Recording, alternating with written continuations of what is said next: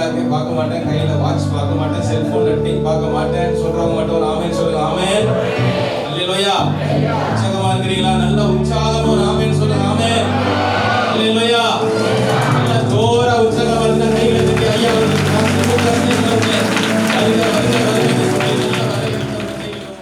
Jesus, wonderful Lord. Amen.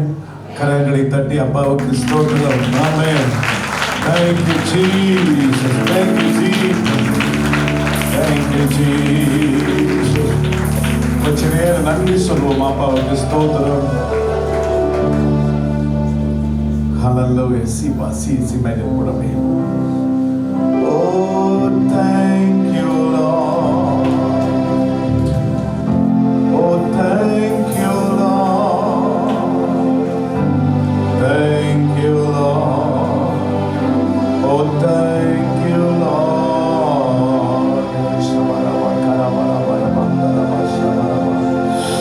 ரெண்டு கைகளை உயர்த்தி thank you Lord. Oh, thank you Lord.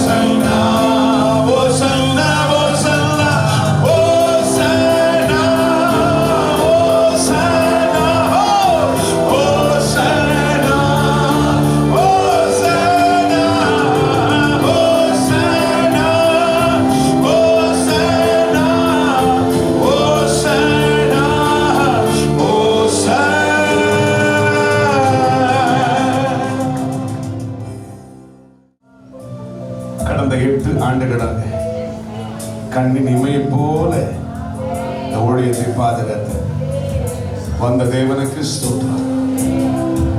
நான் இந்த இடத்துல வந்ததிலிருந்து தேவ சமூகம் அளவில்லாதபடி உணர்ந்து கொண்டிருக்கிறேன். இந்த 9வது ஆண்டு நமக்கு 9 என்று சொன்னால் என்னது ஞாபகம் வர தெரியுமா? 9 வரங்கள், 9 கனிகள் இன்னும் சபையில் நிரப்பப்பட்டு அருமையான பாஸ்டர் ஸ்டீபன் ஐயா அவர்களை, இந்த குடும்பத்தையும் இந்த ஊழியத்தையும் விசுவாச மக்கள் ஆண்டவர் இப்பொழுது இருக்கிறதை பார்க்கலாம். உபாகமம் 1:11 படி ஆண்டவருடைய ஆசீர்வதிப்பாராக இயேசுவின் நாமத்தினால. மீகா 7ஆம் அதிகாரம் 10-11 வசனத்தின்படி பிரமாணங்கள் வெகு தூரம் பரவும். ஒரு சமுத்திரம் தொடங்கி மறு சமுத்திரம் வரையிலும், ஒரு நதி தொடங்கி மறு நதி வரையிலும், ஒரு தேசம் தொடங்கி மறு தேசம் வரையிலும். ஹல்லேலூயா. திரளான ஜனங்கள் உன் பக்கமாய் வருவார்கள். உன் தேவன் எங்கே என்று சொல்லுகிற உன் சத்துருவாகிய அவளை கர்த்தர் சேற்றை போல வீதியிலே, உனக்கு முன்பதாக சேற்றை போல வீதியிலே, பெரிய பர்வதங்கள் சேற்றை போல வீதியிலே எரியப்படும். பிரமாணம் வெகு தூரம் பரவும். அப்படிப்பட்ட ஒரு நிறைவான ஆசீர்வாதத்தை, தரிசனத்தை உங்களுடைய பிள்ளைகள் மேல் வைக்கிறதற்காக சபை மக்களை ஆசீர்வதியும். ஆவிக்குரிய நிலையில் அவர்கள் பூரணப்பட்டவர்களாக ஒவ்வொரு நாளும் பரிபூரணத்தை நம்முடைய பிள்ளைகளை நிரப்பும். விசேஷத்தமா இன்னைக்கு வந்திருக்கிற ஊழியர்கள், ஒவ்வொரு ஊழியர்களையும் பரலோகத்தின் தேவன் அபரிதமாய் அவர்களை ஆசீர்வதிக்கும்படியாய் இன்னும் கிருபைகளை கொடுத்தவர்களை ஆசீர்வதிக்கும். வந்திருக்கிற ஒவ்வொரு பிள்ளைகளையும் கிருபைக்கு நேராய் ஒப்பு கொடுக்கிறேன். நசரனாகிய இயேசுவின் நாமத்தில் ஜெபிக்கிறோம் பிதாவே, ஆமென். தேவனுக்கு மகிமை உண்டாகட்டும். ஹல்லேலூயா. இந்த நாட்களில் கர்த்தருடைய வார்த்தைக்கு நேராய் நாம் கடந்து போவோம். கீழ்ப்பட வேண்டாம். ஹல்லேலூயா.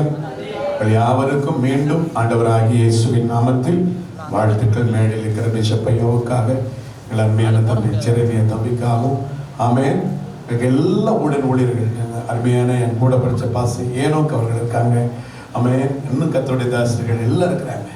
இந்த ஊழியத்தை இன்னைக்கு நல்ல ஒரு என்ன சொல்றது அவருடைய ஆசீர்வாதத்தை எல்லாத்துக்கும் கூட்ட வேண்டும் என்றார். தேவனுடைய பார்வையில் நம்பிக்கையினுடைய பிள்ளைகளாக நீங்கள் நானும் மாற வேண்டும் என்றார். நிரூபித்து காட்ட வேண்டிய, நிச்சயம் நீங்கள் நிரூபித்து காட்ட வேண்டிய காலத்துக்குள் இருக்கிறீர்கள். நிரூபிக்கப்படாத எந்த ஊழியத்தையும் அவர் ஆசீர்வதிக்கிறதில்லை. நிரூபிக்கப்படாத எந்த விசுவாசிகளையும் அவர் ஆசீர்வதிக்கிறதில்லை. ஒருவேளை உங்களுக்கு கர்த்தரை துதிப்பதனால வரலாம், வெகுமதிகள் கிடைக்கலாம். ஆனால் வாக்குத்தத்தம் என்பது கிடைக்கவே கிடைக்காது. ஆயிரக்கணக்கான வாக்குத்தத்தங்களை எடுக்கலாம். ஆனால் நிரூபிக்கும் வரையிலும் தேவன் நம்மை ஆசீர்வதிக்க முடியாது. ஹல்லேலூயா. இங்கே ஆபிரகாமை ஆண்டவர் நிரூபித்து காட்டினார். ஆபிரகாம் நிரூபித்து காட்டினார். எப்படி? ஒரு சோதனை ஓட்டம். கர்த்தருடைய பரிசுத்த நாமத்திற்கு மகிமை உண்டாகட்டும். நம்முடைய இரட்சகராய் இருக்கிற இயேசு கிறிஸ்து ஆதியாகமத்திலிருந்து மல்கியா வரையிலும் அவரை குறித்து மேசியா என்ற இயேசு கிறிஸ்துவை குறித்து எல்லா தீர்க்க தரிசன ஆகமங்களிலும் அவரை குறித்து எழுதப்பட்டிருக்கிறது. மேசியாவாகிய இயேசு கிறிஸ்து எல்லா தீர்க்க தரிசனங்கள் பாருங்கள், நிரூபிக்கப்பட்டவர். அவர் ஞானஸ்நானம் எடுக்கும் பொழுதே நிரூபிக்கப்பட்ட இவர் இவருடைய நேசகுமார் என்று நிரூபிக்கப்பட்டவர். யோவான் ஸ்நானகன் சொல்லுகிற 1ஆம் அதிகாரம் 29, இதோ உலகத்தின் பாவங்களை சுமந்து தீர்க்கிற தேவ ஆட்டுக்குட்டி என்று நிரூபித்து காட்டுகிற சாட்சிகளை பார்க்கிறோம். நாத்தானியேல் சொல்லுகிறார், நீர் இஸ்ரவேலின் ராஜா. ஹல்லேலூயா. ஆமென். பேதுரு சொல்லுகிறார், வெளிப்பாடு பெற்ற பேதுரு சொல்றார், நீ ஜீவனுள்ள தேவனுடைய குமாரன். ஆமென். பிசாசு சொல்லுகிறது, நீ தேவனுடைய பரிசுத்தர். ஹல்லேலூயா. நீ தேவனுடைய பரிசுத்தர். ஹல்லேலூயா. ஒன்றான மெய்யான தேவன் என்பதை அறிக்கை எடுக்கிறதை பார்க்கிறோம். நல்ல கவனிங்கள். அவரே அறிக்கையிட்டாலும் நிரூபிக்கப்பட வேண்டிய ஒரு காலகட்டம் இருந்தது. ஆமென். தேவகுமாரன் என்பதை அவர் சிலுவையை தான் நிரூபித்து காட்டினார். ஆமென் சொல்லுவோமா? வால்யூம் கொஞ்சம் ரைஸ் பண்ணுங்க. அல்லேலூயா. வேதம் சொல்லுகிறது, வாசிப்போம். ரோமர் 1ஆம் அதிகாரம் 5வது வசனத்தை வாசிப்போம். ரோமர் மாம்சத்தின்படி தாவீதின் சந்ததியில் பிறந்தவரும் பரிசுத்தமுள்ள ஆவியின்படி தேவனுடைய சுதன் என்று மரித்தோரிலிருந்து உயிர்த்தெழுந்ததினாலே பலமாய் நிரூபிக்கப்பட்ட பலமாய் நிரூபித்து காட்டினார்.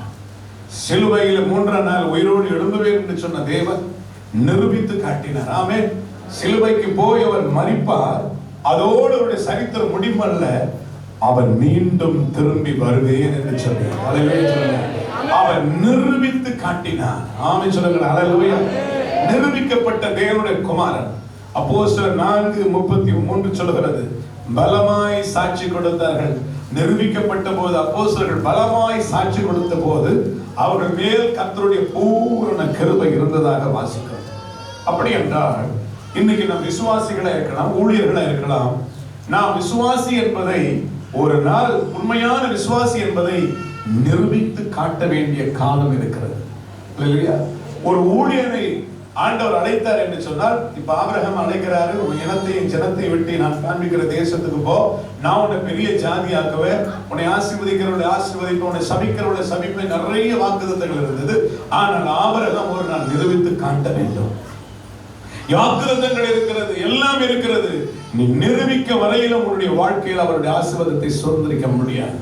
அப்படி இந்த ஊழியர்களா இருந்தாலும் விசுவாச மக்களா இருந்தாலும் நாம் நிரூபிக்க வேண்டியது அவசியம். ஆமென் சொல்லுங்களேன். வெளிப்படுத்தின விசேஷம் 2ஆம் அதிகாரம் 10வது வசனத்தை வாசிக்கும் பொழுது, நீ படப்போகிற பாடுகளை குறித்து எவ்வளவேனும் பயப்படாது, 10 நாட்கள் சோதிக்கப்படுவீர்கள். ஆமென். மரணம் வரையும் தன் நிலைத்திரு, ஜீவ கிரீடத்தை பெறுவாய். வெளிப்படுத்தின விசேஷம் 3ஆம் அதிகாரம் 8வது வசனம் இப்படி சொல்லுகிறது, உனக்கு கொஞ்சம் பலன் இருந்து என் நாமத்தை நீ மறுதலிக்காம நிரூபித்து காட்டின பத்தியா, நிரூபித்து மறுதலிக்காம என் வசனத்தை கை கொண்டு நின்ற பத்தியா, இதோ திறந்த வாசல். நிரூபிக்கப்படுகிற வரையிலும் நம்முடைய வாழ்க்கையில ஒரு ஆசீர்வாதத்தையும் வாக்குத்தத்தங்களையும் சோதரிக்க முடியாது. நல்ல கவனிக்கணும். நிரூபிக்கப்படுவதுதான் தேவ சித்தம். அமைச்சர்கள வாக்குத்தத்தமா தேவ சித்தமா? தேவ சித்தத்தை செய்தால் தான் வாக்குத்தத்தம். அமைச்சர்கள வாக்குத்தத்தம் அல்ல, தேவ சித்தம் தான் உன்னுடைய வாழ்க்கையில வாக்குத்தத்தத்தை கொண்டு வரும். அமைச்சர்கள வாக்குத்தத்தத்துக்கு நீ பாருங்க, பஞ்சம் இல்லை. வசனம் ஆயிரக்கணக்கான வாக்குத்தத்தங்களை சொல்றோம். ஆனால் தேவ சித்தம் செய்யாத எந்த வாக்குத்தத்தங்கள், ஆயிரக்கணக்கான வாக்குத்தத்தங்கள் வைத்தாலும் நாம் சுதந்திரிக்க முடியாது. அப்படி என்றால் நிரூபித்து காட்ட வேண்டிய ஒரு காலம் இருக்கிறது. அல்லேலூயா சொல்லுங்களேன். ஒரு சிலரை வேதாகமத்தில் பார்க்கும் பொழுது, யோபு என்ற பக்தனை குறித்து வாசிக்கும் பொழுது, அவன் நிரூபிக்கப்படுவதற்கு முன்பதாகவே நிரூபிக்கப்பட்டான்.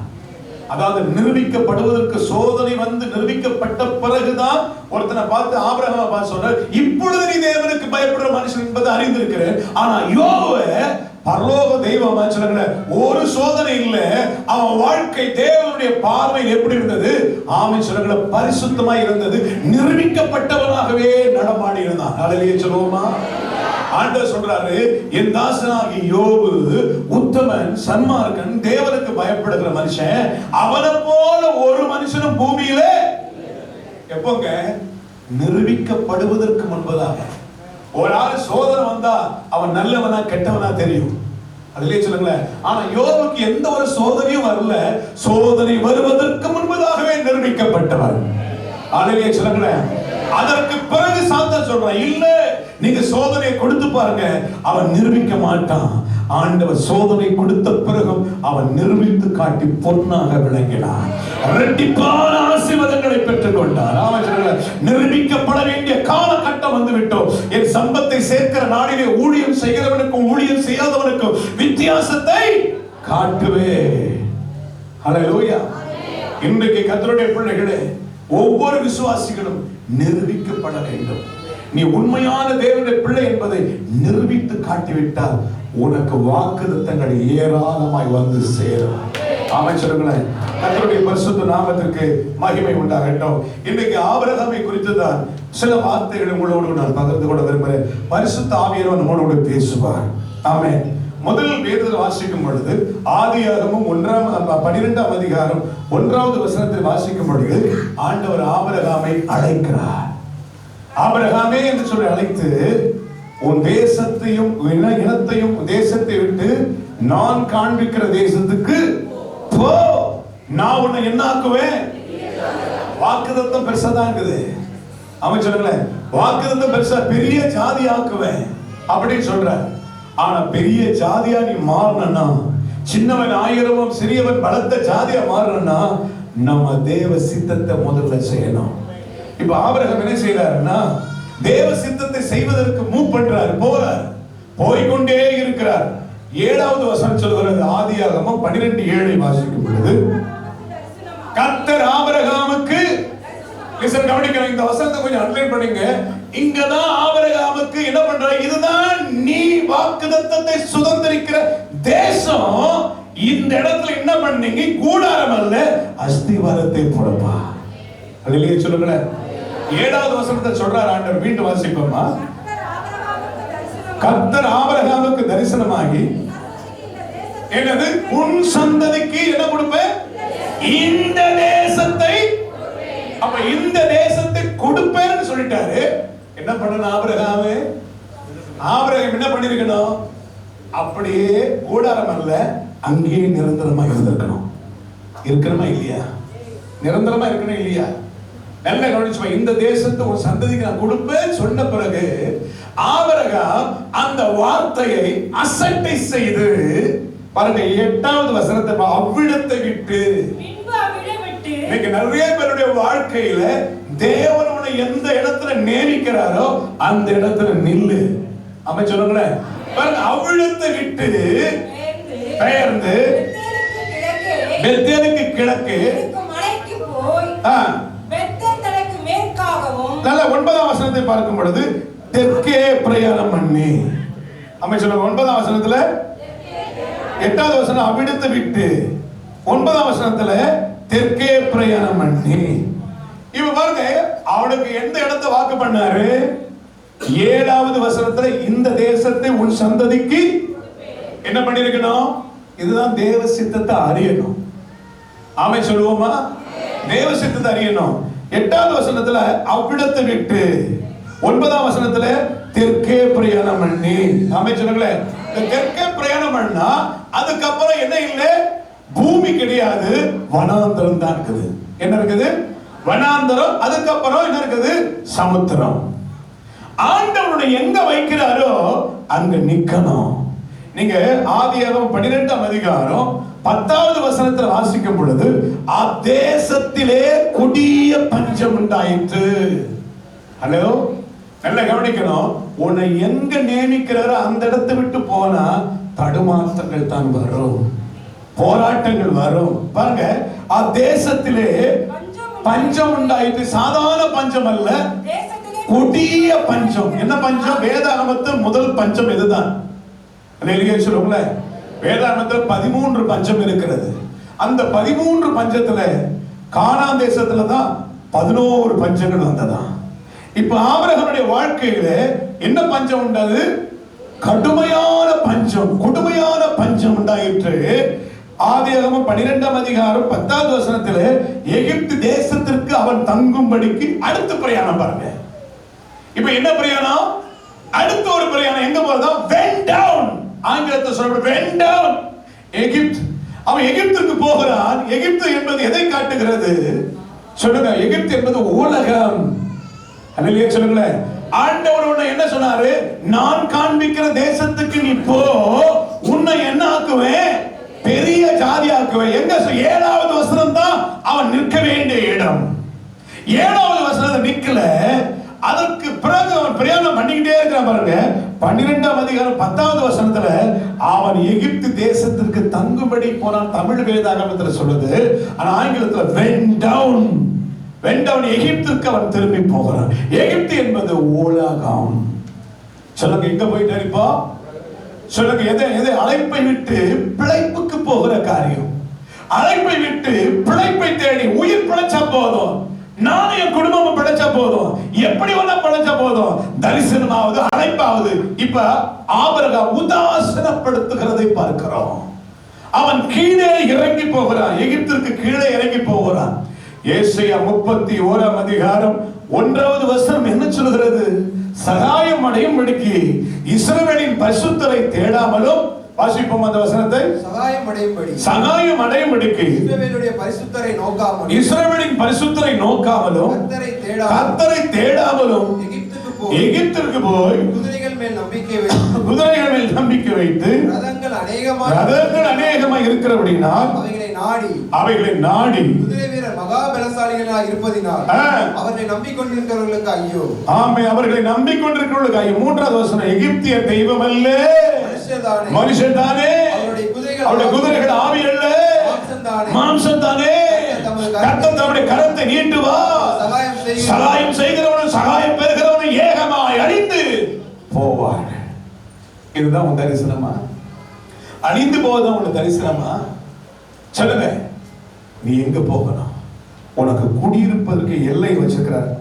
அப்போஸ்தலர் 17ஆம் அதிகாரம் 26வது வசனம், நீ குடியிருப்பதற்கு எல்லையை குறித்து வைத்திருக்கிற இடத்துல, நீங்க குறித்த இடத்துல ஊழியத்தை நடப்பீங்க. ஆண்டவர் ஆட்டை ஆயத்தப்படுத்துவார். குறித்த இடத்துல ஆபிரகாம் என்ன பண்ண, ஆரம்பத்தில் தடுமாற்றங்கள் தான் ஆபிரகாமுடைய வாழ்க்கையில். குறித்த இடத்துல, தேவன் குறித்த இடத்துக்கு போன பிறகு ஈசாக்கு பலியாகல, ஆடு ஒன்று ஆயத்தமாக்கப்பட்டிருந்தது.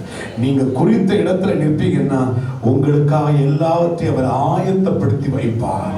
அல்லேலூயா சொல்லுவோமா? அப்ப என்ன இந்த 12ஆம் அதிகாரம் 10வது வசனம், எகிப்துக்கு உள்ள போனார் பாத்தீங்களா? உள்ள போனவனே பொய். என்ன ஆவி பிடிச்சிச்சு? பொய். மனைவி சொன்னா, நீ பார்வைக்கு அழகா இருக்கிறமா, ஒண்ணுமே தேனா கொண்டுடுவாங்க, நீ எப்படி வேணா போ, யாருன்னா வாழ்ந்தா பண்ணு, என் உயிர் பிடிச்ச போதும். அப்படி என்ன, ஆபிரகாமுடைய வாழ்க்கை தரங்கெட்டு போன நிலைமைக்கு போய்விட்டது. அங்க பார்க்கிறோம், பார்வோருடைய அந்த வேலைக்காரர்கள் எல்லாம் சாராளை பார்த்து புகழ்கிறார்கள். ஆரோன் அவனை அரண்மனைக்கு கொண்டு அவருடைய மனைவியாக்கி கொள்ளும்படியா போகிறான். ஆனால் கர்த்தர் அந்த தீர்க்கதரிசி ஆபிரகாம் மேல் வச்ச அழைப்பு, ஆனால் அழைப்பு நிமித்தம் அந்த சாராளை தொடாதபடிக்கு கர்த்தர் பாதுகாத்தார். மீண்டும் ஆதியாகமம் 13ஆம் அதிகாரம் 1வது வசனம் சொல்லுது, "Went up" அப்படின்னு இங்கிலீஷ்ல வாசிக்கிறோம். "Went upனா மீண்டும் அவன் மேலே ஏறி வருகிறார்." அல்லேலூயா சொல்லுங்களேன். மேலே ஏறி வருகிறார். கர்த்தருடைய பரிசுத்த நாமத்திற்கு மகிமை உண்டாகட்டும். இந்த ஆபிரகாமுடைய வாழ்க்கையில ஏற்றமும் இறக்கமும், அதாவது தடுமாற்றங்களாக இருந்த நிறைய பேருடைய ஊழியத்துல தடுமாற்றங்கள் இருக்கிறது. விசுவாச மக்களுடைய வாழ்க்கையில தடுமாற்றங்கள் இருக்கிறது. நீங்கள் நானும் தேவனுடைய சித்தத்தை சரியாய் அறியக்கூடிய அறிவு, இந்த அறிவுக்காக ஜெபிக்கணும். ஆண்டவர் சமத்துல தான் கேட்பேன், ஆண்டவரே உண்மையை அறிகிற அறிவு, உடைய வேதத்தின் மகத்துவங்களை அறிகிற அறிவு, தேவ சித்தத்தை செய்கிற அறிவை எனக்கு தாரும் ஆண்டவர். அதுதான் கேட்பேன். அல்லேலூயா சொல்லுங்களேன். இன்னும் சொல்ல போனா 17ஆம் அதிகாரம் வரையிலும், ஆதியாகமம் 17ஆம் அதிகாரம் வரை, 17ஆம் அதிகாரத்துல வந்தீங்கன்னா ஆபிரகாமுக்கு எத்தனை வயசு தெரியுமா? 99. எத்தனை வயசு? 99 வயசு. ஆண்டவர் சொல்றார் ஆபிரகாமை பார்த்து, நான் சர்வ வல்லமை உள்ள தேவன், எனக்கு முன்பது எப்படி இரு, நீ உத்தமனாயிரு. சாராருடைய பேச்சை கேட்டு ஆகாரத்தில் போய் சேர்ந்து இஸ்மவேலை பெற்றெடுக்கிற ஒரு காரியம் வந்து விட்டது. இப்போ அவிசுவாசமான சூழ்நிலைகள். ஆண்டவர் சொன்ன 99 வயசுல சொல்றாரு, ஆபிரகாமே உன் வாழ்க்கையில இன்னும் உத்தமத்தை பார்க்க முடியலப்பா, நீ உத்தமனாக இருந்தா என்னுடைய சித்தத்தை நிறைவேற்றா, உனக்கு நான் சொன்ன வாக்குத்தத்தங்கள் எல்லாம் நிறைவேறும். ஹல்லேலூயா சொல்லுவோமா? ஹல்லேலூயா சொல்லுவோமா? ஆபிரகாம் அன்னைக்கு தாங்க ஒரு ஸ்டடியானா, அவன் இனி கர்த்தருடைய சத்தத்தை கேட்பேன். அவன் சொல்லுங்களேன். ஹல்லேலூயா சொல்லுவோமா? அதற்கு பிறகு செத்து போன சரீரத்துல வாக்குத்தத்தத்தை உள்ள வச்சார் முதல்ல. அவன் சொல்லுங்களேன், சாராள் கர்ப்பவதி ஆனார். ஹல்லேலூயா சொல்லுவோமா? ஆமென். ஆதியாகமம் 22ஆம் அதிகாரத்தில் தான் நிரூபிக்கப்பட வேண்டிய ஒரு காலம் வந்தது. அவன் சொல்லுங்களேன், இதுவரையிலும் தடுமாற்றங்கள், ஆனால் ஆபிரகாம் ஒரு நிரூபிக்கப்பட வேண்டிய ஒரு தேவனுடைய பிள்ளை என்பதை நிரூபிப்பதற்குரிய காலம் வந்து விட்டது. ஆமென். ஆதியாகமம் 22:1 வாசிக்கும் பொழுது, இந்த காரியங்கள் நடந்த பின்பு தேவன் ஆபிரகாமை சோதித்தார். எப்படி எனில் அவர் என்னை நோக்கி ஆபிரகாமே ஆபிரகாமே என்று சொன்னார். இதோ அடியேன் என்றார். ஆபிரகாமுக்கு என்ன விசேஷம்னா, கேட்கிற காது. சொல்லுங்க, கேட்கிற காது. ஆமா சொல்லுங்களேன். இன்னைக்கு உலகத்தில் ஏராளமான சத்தங்கள் கேட்குது இல்ல? உலகத்தில் ஏராளமான சத்தம் கேட்குது. எல்லாம் ஒரு நாளைக்கு பல ஆயிரக்கணக்கான சத்தங்களை கேட்கிறோம். மனுஷ சத்தங்களை கேட்கிறோம், மிருக சத்தங்களை கேட்கிறோம், பறவைகள் சத்தம் கேட்கிறோம், வாகனத்தின் சத்தங்கள்லாம் கேட்கிறோம். ஆனா எந்த சத்தமும் உங்க வாழ்க்கையில சேதத்தை தான் உண்டாக்கும். ஆனால் பரலோக சத்தம் ஜீவனுள்ள சத்தம். அமைச்சர்களே, இந்த உலகத்தில் உள்ள எல்லா சத்தமும் ஜீவன் இல்லாத சத்தம். ஆனா ஆண்டவருடைய சத்தம் மாத்திரமே, சொல்லுங்க என்ன சத்தம்? ஜீவனுள்ள சத்தம். அமைச்சர் எலியாவை பார்க்கும் பொழுது 1 ராஜாக்களின் புஸ்தகம் 19ஆம் அதிகாரம் 11, 12 சீக்கிரமா வாசிங்களேன். 1 ராஜாக்கள் 19, 11, 12. அப்பொழுது அவர், நீ வெளியே வந்து கர்த்தருக்கு முன்பாக பர்வதத்தில் கேட்கிற இருதயமும் வேண்டும். ஆபிரகாமுக்கு காது மாத்திரம் இல்ல, கேட்கிற இருதயம். அப்போ ரெண்டுமே செயல்பட்டால் தான் தேவ சித்தத்தை செய்ய முடியும். சிலருக்கு காது கேட்கும், இருதயம் கேட்காது. நீங்கள் சகரியாவின் புஸ்தகத்தில் வாசிக்கும் பொழுது 7ஆம் அதிகாரம் 12வது வசனத்தில் வாசிக்கும் பொழுது, அவர்கள் கர்த்தருடைய வார்த்தை கேளாதபடிக்கு தங்களுடைய இருதயத்தை வைரமாக்கினார்களாம். எப்படி ஆக்கினாங்களா? எதை? காது இல்லைங்க, இருதயம். ஆனா ஆங்கிலத்தில் சொல்லுது அவர்கள் கல்லாக்கினார்கள். கல்லாக்காமோ கேட்கிறதுக்கு காதும். ஆமென் சொல்லுங்களேன். இருதயமும். இந்த இருதயம் செயல்படலன்னா, காது மட்டும் கேட்டுச்சுன்னா இருதயம் செயல்படலன்னா அப்படியே தான் இருப்பீங்க. ரெண்டும் கேட்க வேண்டும். ஆமென். சபைக்கு ஆவியானவர் சொல்ல, காதுள்ளவன் காது கேட்கிற காது. ஆபிரகாமுக்கு கேட்கிற காதும், ஆமென் சொல்லுங்களேன், கேட்கிற இருதயமும் இருந்தது. ஆமென் சொல்லுங்களேன். இன்னைக்கு ஒரு கூட்டம் இருக்குது, ஆண்டவருடைய வார்த்தையை நீ என்ன வேணா பிரசங்கம் பண்ணு, நாங்க கேட்கறது போல கேட்பாங்க. ஆனா காதுல மட்டும் தான் கேட்பாங்க, ஆனா இருதயத்துல கேட்கவே மாட்டாங்க. வாசிப்போம் எசேக்கியேல் 33ஆம் அதிகாரம் 30, 31. சீக்கிரமா வாசிக்க நேரம் இல்லை. மேலும் மனுபுத்திரனே, உன் ஜனத்தின் புத்திர சுவர் ஓரங்களிலும், உன் ஜனத்தின் புத்திர சுவர் ஓரங்களிலும், வீட்டு வாசல்களிலும் உன்னை குறித்து பேசி கர்த்தரிடத்திலிருந்து புறப்பட்ட வார்த்தை என்னவென்று கேட்போம். கர்த்தரிடத்தில் புறப்பட்ட வார்த்தை என்னவென்று கேட்போம் என்று வாருங்கள் என்று ஒருவரோடொருவரும் சகோதரனோட சகோதரனும் சொல்லி ஜனங்கள் கூடி வருகிற வழக்கத்தின்படி உன்னிடத்தில் வந்து. நல்ல கவனிங்க. அவங்க யாரை பத்தி குறை சொல்லுவாங்க? ஊழியக்காரங்களை பத்தி குறை சொல்லுவாங்க. எங்க பேசுவாங்களா? சுவர் ஓரத்திலும். எங்க பேசுவாங்களா? வீட்டு வாசற்படியில கொடுத்து பேசுவாங்க. அவர் என்ன பிரசங்கம் பண்றாரு, பிரசங்கமா பண்றாரு, எங்களை குறித்து தான் பேசுறாரு. அப்படி பேசிட்டு வந்து என்ன சொல்லுவாங்களா? வாங்க கர்த்தருடைய வார்த்தையை கேட்கலாம் போயிட்டு சொல்லி யாருடைய ஜனத்தை போல வந்து உட்காருவாங்களா? உனக்கு முன்பாக இல்ல. யாருடைய ஜனத்தை போல வந்து உட்காருவாங்களா? கர்த்தருடைய என் ஜனத்தை போல வந்து உட்காருவாங்க. ஆனா நான் ஒண்ணு சொல்றேன், யார் குறை சொல்றானோ அவன் ஆண்டவருடைய ஜனம் கிடையாது. ஆண்டவர் சொல்றாரு, என் ஜனத்தை போல உட்கார்ந்து உன் வார்த்தைகளை கேட்பார்கள், ஆனாலும் அவர்கள் அவைகளின்படி செய்கிறது. அவைகளின்படி செய்கிற காதுதான் கேட்குது, இருதயம் செயல்படல. அவைகளின்படி செய்வது இல்லை. அவர்கள் தங்கள் வாயினாலே இன்பமாய் பேசுகிறார்கள், அவர்கள் இருதயமோ பொருளாசையை பின்பற்றி. அப்போ இன்னைக்கு நிறைய பேருடைய ஏன் இருதயம் செயல்படும்? உள்ள என்ன இருக்கு? சரக்கு இருக்குது. பொருளாசை என்ற சரக்கு உள்ள இருந்தா காது மட்டும் தான் கேட்கும், இருதயம் செயல்படாது. நல்ல விசுவாச மக்களே, நல்ல ஜாக்கிரதை. இருதயமும் செயல்படணும், காதும் செயல்படணும்.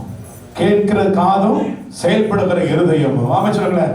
இருதயம் எங்க? இருதயம் கேட்டதானே செயல்படும். பொருளாசை உள்ள இருக்குதுல்ல. இன்றைக்கு கேட்கிற, அன்றைக்கு ஆபிரகாமுக்கு கேட்கிற காது. ஆமே, கேட்கிற இருதயம். இதை கேட்ட உடனே கர்த்தர் சொல்றாரு, உன் ஏக சோதனை இருக்கிற உன்னுடைய மகனை நான் குறித்த மழையிலே அவனை தகன பலியிட வேண்டும். இல்லையே சொல்லுவோமா? என்ன பாருங்க, கேட்கிற காது.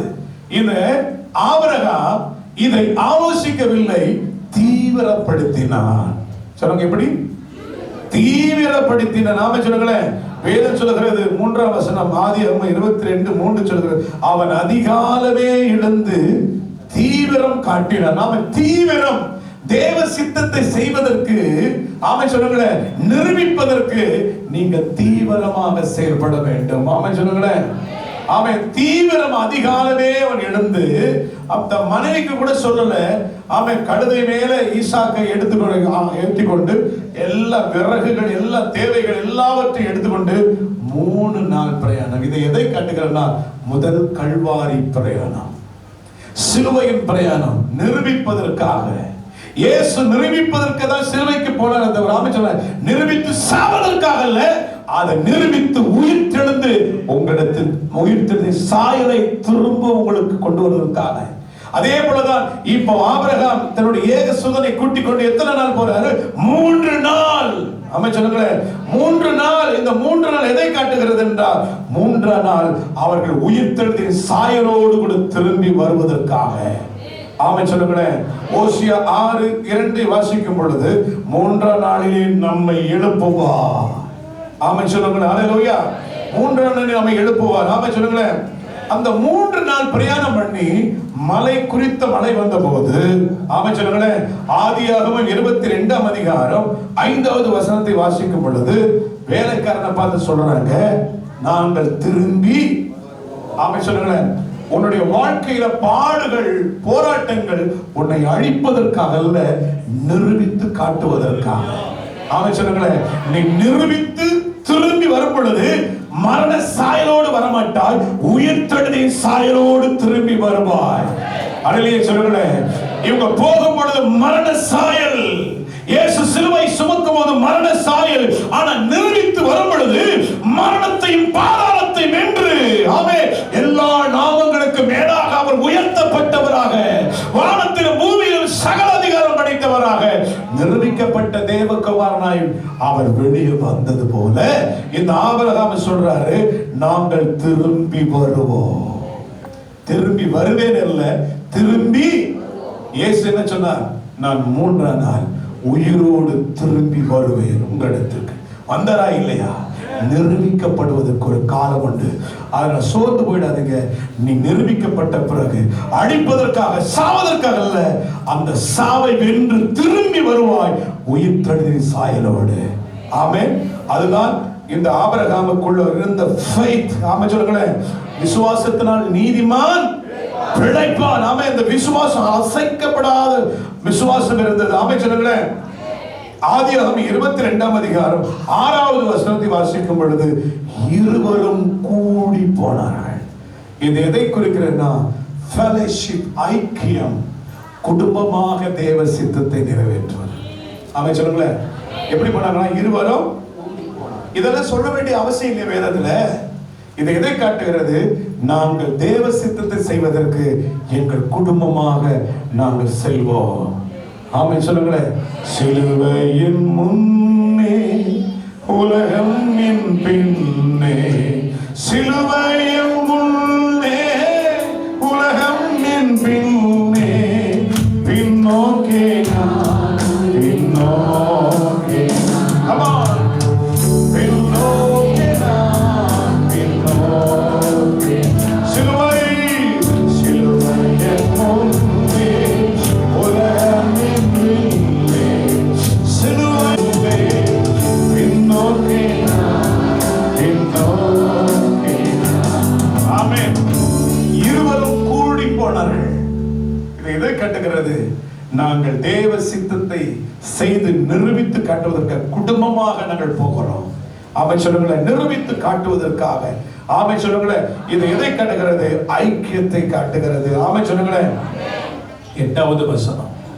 8வது வசனத்தை வாசிக்கும் பொழுது என்ன சொல்றாருன்னா, இந்த ஈசாக்கு ஒவ்வொரு முறையும் தன் தகப்பன் பலிபீடத்தை கட்டி ஒரு ஆட்டுக்குட்டியை கொண்டு போவது வழக்கம். அதுபோல ஆடு அந்த எல்லாம் அந்த தகன படிக்கக்கூடிய எல்லாவற்றையும் அந்த பலிபீடத்தை செய்து கட்டையெல்லாம் அடக்கிட்டாரு. ஈசா கேட்கிற, அப்பா ஆடு இங்க. கர்த்தருடைய பர்வதத்தில் அவர் பார்த்துக் கொள்வார், பார்த்துக் கொள்வார். ஆமென் சொல்லுங்களேன். ஈசாக்கு தெரியுது ஆடு இல்ல, ஆடு இல்லைன்னு தெரிஞ்சிச்சுல்ல. தெரிஞ்ச உடனே என்ன பண்ணாரு? தகப்பன் தன் கைகளையும் கால்களையும், ஈசாக்குடைய கைகளை கால்களை கட்டுவோம் போது எதை காட்டுகிறது? என்னை தான் தகப்பன் கொலை செய்ய போகிறார், என்னை தான் இன்னைக்கு பலியாக்க போறார். அதுவும் எங்க வைக்கிறாரு? பலிபீடத்துல வைக்கும் பொழுது என்ன நடக்கும்? இப்படிதானே ஆட்டை கொள்ளுவாரு. இப்படித்தானே ஆட்டை கொள்வாரு. கைய காலை கட்டிட்டாரு, ஆட்டை அப்படித்தானே ஆட்டையும் கால்கள் 4 கால்களை கட்டிடுவாங்கல்ல. கட்டிட்டு என்ன பண்ண, கொன்றே கத்தி எடுத்து கொன்று அதை தகனம் செய்ய வேண்டும். அல்லேலூயா. இது நடக்க போது அந்த ஈசாக்கு அப்படியே ஒப்பு கொடுத்தான். அல்லேலூயா சொல்லுங்களேன். அல்லேலூயா. ஆமென் சொல்லுங்களேன். இந்த காட்சியை பரலோகம் பார்த்துக்கிட்டே இருக்குது. அல்லேலூயா சொல்லுங்களேன். பார்த்த உடனே 11ஆம் வசனத்துல என்ன செஞ்சிருக்கணும், ஆண்டவர் என்ன சொல்லிருக்கணும், ஆபிரகாமே அப்படிதானே கூப்பிட்டுருக்கணும். அப்படிதானே கூப்பிட்டுருக்கணும். ஏய் ஆபிரகாமே, ஆபிரகாமே 2 வார்த்தை சொல்றாருல்ல, பதறி போய் விட்டது பரலோகம். சொல்லுங்க, ஆபிரகாமை பார்த்துட்டு சொன்னாரு, ஆபிரகாமே, ஆபிரகாமே உப்பிள்ள மேல கைய போடாத. பதறி போய் விட்டார் தேவன். ஆமென் சொல்லுங்களேன். அவன் இருதயத்தில் உண்மையாக அதை செய்தான். நீங்கள் நெகேமியாவின் புஸ்தகம் 9ஆம் அதிகாரம் 8வது வசனத்தை வாசிக்கும் பொழுது அவன் இருதயத்தில் உண்மையை கண்டான். ஆமென். அப்ப பரலோகமே என்னாச்சு, பதறி போய் விட்டது. அல்லேலூயா சொல்லுங்களேன். என்ன வார்த்தை சொல்லிருக்கணும், ஆண்டவரே ஆபிரகாமே கைய போடாதன்னு சொல்லிருக்கணும். அப்படிதானே சொல்லிருக்கணும். உங்க பிள்ளை ஒரு பள்ளத்துல விட போகுது, தாய் என்ன சொல்றீங்க, அவன் பேரு டேவிட் வச்சுங்களேன், டேவிட் பல்லப்பா அப்படின்னு சொல்லுவீங்க. என்ன டேவிட் டேவிட் டேவிட் பதறி போயிடுவீங்களே. பரலோகமா அப்படிதான் பதறி போச்சு. அல்லேலூயா சொல்லுங்க. அவன் நிரூபித்து காட்டும் பொழுது பரலோகம் பதறி போய் விட்டது.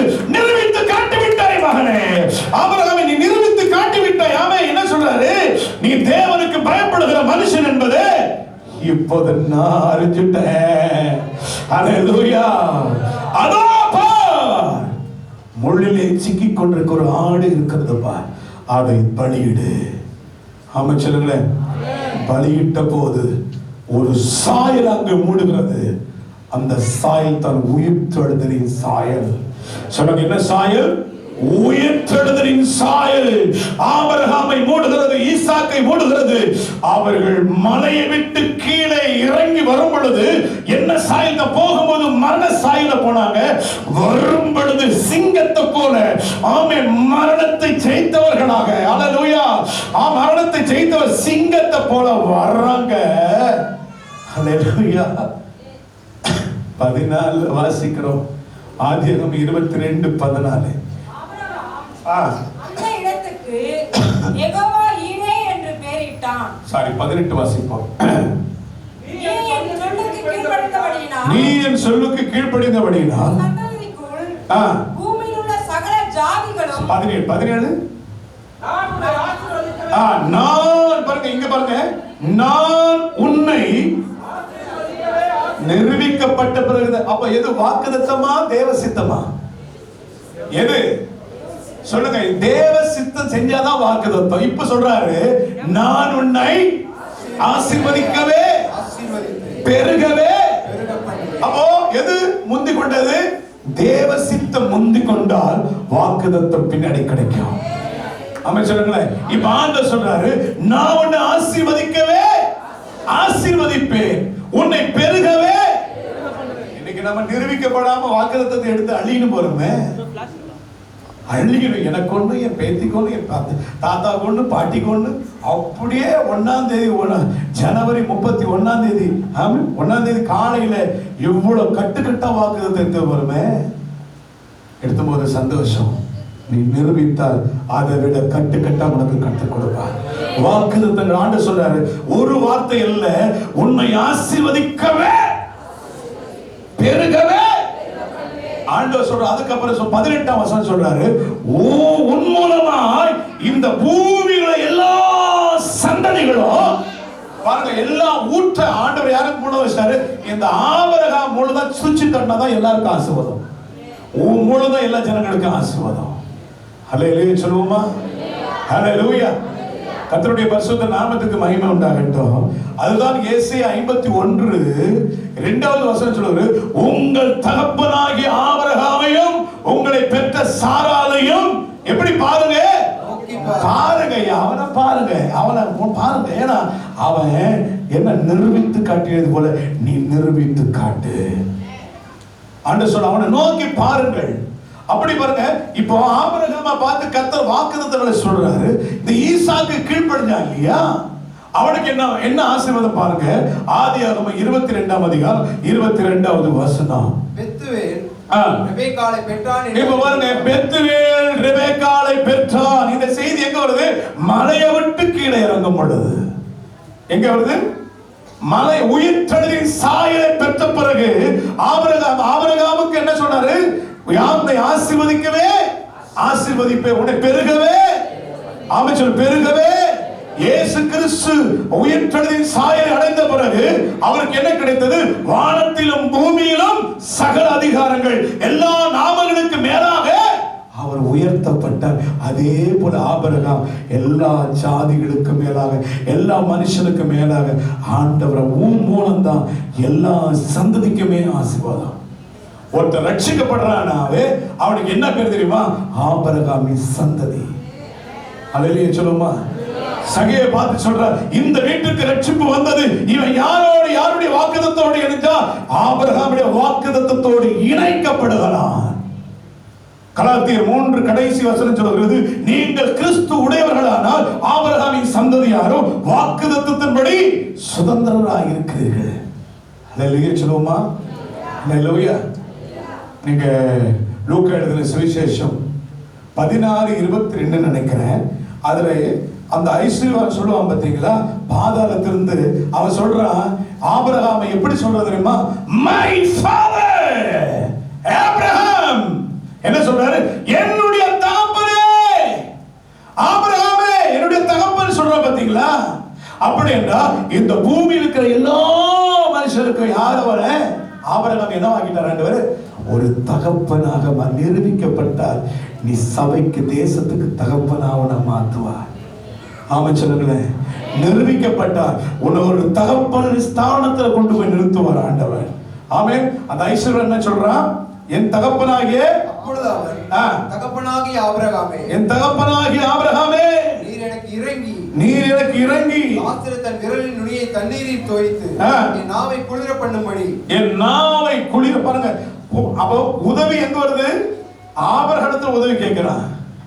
ஒரு காலத்துல நல்ல கவனிச்சு பாருங்க, ஐஸ்வர்யவானுடைய வீட்டுல மேஜிலிருந்து விழுகிற துணிக்கைகளை பொறுக்கி சாப்பிட்டு இருந்தான் லாசரு. நிறைய பேர் நினைக்கிறாங்க, இவன் மூலம் என்னையா உதவி வரப்போகுது, இவன் மூலம் தான் நன்மை வரப்போகுது நம்ம நினைக்கிறோம். நல்லா கவனிச்சு பாருங்க, வீட்டுல வாசப்படியில துணிக்கைகளை பொறுக்கி கொண்டு அவன் மூலம் கூட உனக்கு உதவி வரலாம். உதவி ஐஸ்வர்யன் யார கேட்கிறான்? யாரிடத்துல உதவி கேட்கிறான்? வீட்டு வாசப்படி பொறுக்கி தின்னு கொண்டு அவனத்துல என்ன பண்றான்? கையை தண்ணீரினால் தொட்டு என் நாவை கொஞ்சம் குளிர பண்ண சொல்லி. யாருடைய உதவி தேவைப்படுது? லாசருடைய உதவி தேவைப்படுது. ஒரு காலத்துல அவன் மட்டும் அன்னைக்கு நல்லா சாப்பாடு போட்டிருந்தான்னா இவனுக்கு உதவி கிடைச்சிருக்கும். இன்னைக்கு இரக்கமே இல்லாதவனுக்கு இரக்கம் கிடைக்கல. இரக்கம் உள்ளவர்கள் பாக்கியவான்கள், அவர் இரக்கம் பெறுவார்கள். ஐஸ்வர்யவான் இரக்கம் இல்லை, வாசப்படி இல்லை. அந்த மேஜிலிருந்து விழுகிற துணிக்கைகளை அவன் பொறுக்கி கொண்டிருந்தான். ஒருவேளை சாப்பாடு கொடுத்திருந்தா அவனுக்கு இரக்கம் கிடைச்சது, ரட்சிப்பும் கிடைச்சிருக்கான். அதை இரக்கம் உள்ளவர்கள் பாக்கியவான்கள், அவர்கள் இரக்கம் பெறுவார்கள். ஆனா அவன் சொல்றான், ஐஸ்வர்யன் சொல்றான், மை ஃபாதர் ஆபிரகாம். அப்படி என்ன ஆபிரகாம் யாருன்னு சொல்றான்? தகப்பனே. ஆண்டவர் எங்க வச்சிட்டார் அவனை? எல்லாரும் பார்க்கிற அளவு ஆபிரகாமை தகப்பன் என்ற ஸ்தானத்தில் வைத்து விட்டார். அது மாத்திரமா வைத்தார்? அந்த லாசரு மரித்து ஆபிரகாமின் மடியிலே கொண்டு போய் விடப்பட்டான். பரதேசிக்கு அவருடைய பெயரையே வைத்து விட்டார் ஆண்டவர். ஹல்லேலூயா சொல்லுங்களேன். ஒருவனுடைய நிரூபிக்கப்பட்டவன் இந்த பூலோகத்துக்கு மாத்திரம் அவன் ஆசீர்வதிக்கப்பட்டவன் அல்ல, பரலோகத்திலும் அவன் ஆசீர்வதிக்கப்பட்டவன். ஹல்லேலூயா சொல்லுங்களேன். கர்த்தருடைய பரிசுத்த நாமத்துக்கு மகிமை உண்டாகட்டும். என்னுடைய ஊழியத்தின் பாதையிலே பல பாதைகளை நாங்கள் கடந்து வந்திருக்கிறோம். கொஞ்ச நெஞ்ச பாதைகள் அல்ல, கடுமையான பாதைகளை நான் சந்தித்து வந்திருக்கிறேன். ஊழியத்துல ஆரம்ப நாட்களிலிருந்து இந்த நாள் வரையிலும் பல பாடுகள். ஆனால் நிரூபிக்கப்பட்டு கொண்டே இருக்கிறோம். பாடுகள், எத்தனை பாடுகள் வந்தாலும் ஆண்டவருக்காக 2 பிள்ளைகளை நான் இழந்திருக்கிறேன். நான் கீழே விழுந்து என்னுடைய ஸ்பைனல் கார்டு, முதுகு தண்டு உடைந்து என்னுடைய ஸ்பைனல் டிஸ்க் 4 டிஸ்க் கொலாப்ஸ் ஆயிடுச்சு. இப்போ சமீபத்தில் ஹார்ட் ப்ராப்ளம். சமீப காலத்துல இந்த கை விரல்கள்லாம் வீங்கி கைகள் மடக்கவே முடியாத சூழ்நிலை, அவ்வளவு போராட்டம் வந்தது. எப்படியாயிலும் ஆண்டவரை தூஷிக்க வேண்டும், எப்படியாயிலும் ஆண்டவரை மறுதலிக்க வேண்டும் என்று சொல்லி பிசாசு போராடுகிறான். ஆனால் நான் நிரூபித்து காட்ட காட்ட காட்ட கர்த்தருடைய அபிஷேகம் பெருகி கொண்டிருக்கிறது, ஊழியங்கள் பெருகி கொண்டிருக்கிறது, லட்சங்கள் கோடிகள் கர்த்தர் பக்கமை திரும்பி கொண்டிருக்கிறார். நிச்சயமாக ஆமென் ஆமென். அவர்களை கொண்டு விட்டாலும் அவர்கள் நம்பிக்கையாக இருப்பேன். கர்த்தருடைய கிருபையை தாங்குவோம். இன்னைக்கு லட்சக்கணக்கான கோடிக்கணக்கான மக்களுக்கு ஆசீர்வாதமா வச்சிருக்கிறார்ல. ஹல்லேலூயா. படிப்பு வச்சா, என் திறமை வச்சா, இல்ல டிடி படிச்சா, இல்ல எம்டி படிச்சுக்கா, ஒரு படிப்பு கிடையாது. தமிழ் கிராமர் இப்ப எழுத படிக்க தெரியாது, எழுத படிக்க தெரியாது. தமிழ் கிராமர் எழுத படிக்க தெரியாது. ஆனா நிரூபிக்கப்பட்டவனுக்கு கர்த்தர் கிருபைகளை கொடுப்பார். ஹல்லேலூயா சொல்லுங்களேன். நாம் நிரூபிக்கப்பட வேண்டிய காலம் இது. விசுவாசியே, நீ நிரூபிக்கப்பட்ட பிறகு ஆமென் சொல்லுங்க. தேவ சித்தமா வாக்குத்தத்தமா சொல்லுங்க. தேவ சித்தமா வாக்குத்தத்தமா? தேவ சித்தம் செஞ்சாதான் வாக்குத்தத்தம். கர்த்தர் சொல்றான், தேவ சித்தத்தை செஞ்சு முடிச்ச பிறகுதான் உன்னை நான் ஆசீர்வதிப்பேன், உன்னை பெருகவே பெருக பண்ணுவேன். ஒரே ஒரு வார்த்தை சொல்லி நான் முடிக்க விரும்புகிறேன். நிரூபிக்கப்பட்டவனுக்கு வெகுமதிகள் அல்ல. ஆதியாகமம் 25ஆம் அதிகாரம் 5வது வசனம். ஆபிரகாம் தனக்கு உண்டான யாவையும், நல்ல கவனிங்க, ஆபிரகாம் தனக்கு உண்டான யாவையும் ஈசாக்குக்கு கொடுத்தான். நிரூபிக்கப்பட்டவனுக்கு தாங்க எல்லாமே. ஆமென் சொல்லுங்களேன். ஆனால் ஆபிரகாமுக்கு இருந்த மறுமனையாட்டின் பிள்ளைகளுக்கு ஆபிரகாம் என்ன கொடுத்தார்? நன்கொடை. நிரூபிக்கப்படாதவனுக்கு நன்கொடைகள் தான் கிடைக்கும். நீங்க விசுவாசி 10 வருஷமா 20 வருஷமா இருக்கிற, 20 வருஷம் 10 வருஷமா ஊழியர் 30 வருஷமா ஊழியர், நீ நிரூபிக்கப்படாத வரையிலும் சில நன்கொடைகள் தான் கிடைக்கும், சில நன்மைகள் கிடைக்கும் நீ ஆண்டவரை பின்பற்றதுனால. ஆனா நிரூபிக்கப்பட்டால் அவருக்குரியது எல்லாவற்றையும் உனக்கு கொடுப்பார். இயேசு நிரூபிக்கப்பட்டபடினால் பிதாவுக்குரிய எல்லாவற்றையும் இயேசு கிறிஸ்துவுக்கு மொத்தத்தை கொடுத்துட்டாரு. ஆமென் சொல்லுங்களேன். ஹல்லேலூயா. மனிதர்கள் ரட்சிக்கப்படுவதற்கு இயேசு கிறிஸ்துவின் நாமம் அல்லாமல் வேறொரு நாமம் இல்லை. எல்லா நாமத்துக்கு மேலாக அவர் உயர்த்தப்பட்டார். ஆமென் சொல்லுங்களேன். ஆபிரகாம் என்ன சொன்னாரு? ஆபிரகாம் ஈசாக்குக்கு தனக்கு உண்டான எல்லாவற்றை, நிரூபிக்கப்பட்டவனுக்கு எல்லா ஆசீர்வாதங்களும் எல்லா வாக்குத்தத்தங்களும், இதில் உள்ள அத்தனை வாக்குத்தத்தங்களும் உனக்கு, நிரூபிக்கப்பட்டவனுக்கு தான். ஆமென். ஆபிரகாமுக்கு என்னென்ன வாக்குத்தத்தங்கள் இருந்ததோ அத்தனையும் யாருக்கு கொடுக்கப்பட்டது? ஈசாக்கு கொடுக்க. அதனாலதான் பஞ்சகாலத்தில் விதை விதைக்கிறான். 30 அல்ல, 60 அல்ல, 100 மடங்கு. பெலிஸ்தியர்கள் பொறாமைப்படுகிற அளவுக்கு ஆட்டு மந்தை, மாட்டு மந்தை எல்லாவற்றிலும் ஆமென் அவருக்கு என்ன ஆண்டவர் ரெகோபோத்தின் ஆசீர்வாதங்களை கொடுத்தார். இக்கபோத் அல்ல. இக்கபோத்தினுடைய வாழ்க்கை அவனுக்கு இல்ல. ரெகோபோத், இக்கபோத்தின் மகிமை கடந்து போன வாழ்க்கை அல்ல, மகிமை தொடர்ந்து இருக்கிற வாழ்க்கை. அதுதான் நிரூபிக்கப்பட்டவனுக்கு. எந்த சூழ்நிலையில் எத்தனை கதவுகள் அடித்தாலும் அது திறக்கப்பட்டு கொண்டே இருக்கும். இக்கபோத் அல்ல, ரெகோபோத். சொல்லுங்க. இக்கபோத் அல்ல, ரெகோபோத். இக்கபோத் என்றால் தேவனுடைய மகிமை கடந்து போகிறது. ரெகோபோத் என்று சொன்னால் பின்னும் பெருக பண்ணுவார். ஆமென். நிரூபிக்கப்பட்டவனுக்கு சொல்லுங்க. நிரூபிக்கப்பட்டவனுக்கு சொல்லுங்க. வெகுமதி அல்ல, நன்கொடை அல்ல, ஆபிரகாமுக்கு எல்லாவற்றையும் ஈசாக்கு கொடுக்கப்பட்டது போல நிரூபிக்கப்பட்டார். பரலோகத்தில் உள்ள என்னென்ன வாக்குத்தத்தங்கள் இருக்கிறதோ அத்தனையும் உங்களுக்கும் உங்கள் பிள்ளைகளுக்கும் தேவன் பரிபூர்ணமாய் கொடுப்பார். இந்த ஊழியத்தில் கொடுப்பார். ஊழியத்தில் என்னென்ன தரிசனம் கொடுக்கிறார் எல்லாவற்றையும் கம்ப்ளீட்டா நிறைவேற்றுவார். ஆமென் சொல்லுங்களேன். உன்னை கொண்டு என்னென்ன வார்த்தை சொன்னாரோ அப்படியே நிறைவேற்றுவார். ஒன்றும் தவறி போகாது. நிரூபிக்கப்பட்ட ஒரு ஊழியக்காரன், நிரூபிக்கப்பட்ட விசுவாச மக்களாக சோதனை வரும் பொழுது, பாடுகள் வரும் பொழுது ஓடிவிடாதே, நில்லுங்கள். குறித்த இடத்துல நில்லுங்கள். தேவனோட எங்க முன்குறிச்சுகிறாரோ அங்க நில்லுங்கள். என்ன வந்தாலும் கர்த்தர் மேல் நம்பிக்கையாயிருங்கள். எல்லாரும் முழங்கால் படிக்கிட்டு நிரூபிக்கப்பட்ட ஒரு ஊழியக்காரனாக நிரூபிக்கப்பட்ட. ஆமென். நீரில்லாத நாளெல்லாம் நாளாகுமா? நீரில்லாத வாழ்வு